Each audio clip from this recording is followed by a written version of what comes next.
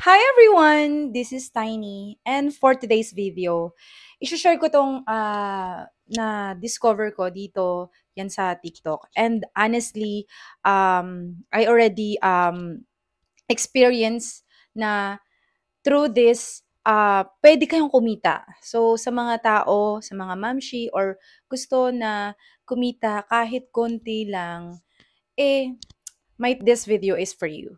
Kaya keep on watching. Actually, mga ka-tiny, update ito ni TikTok, new update, na kung saan sobrang easy at convenient sa mga mamshi na walang trabaho or tambay or whatever and so on.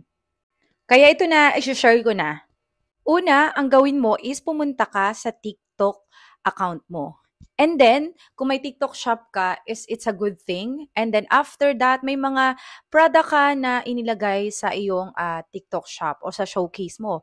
And then, i-click mo lang yung any showcase na meron ka or product na meron ka rather.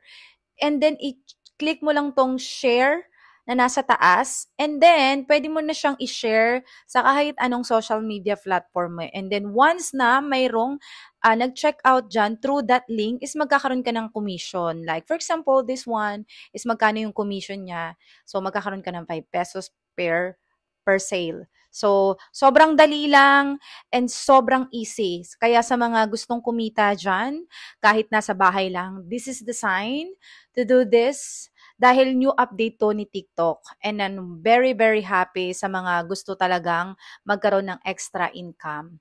Ayun lang for today's video. Have a nice day. Bye!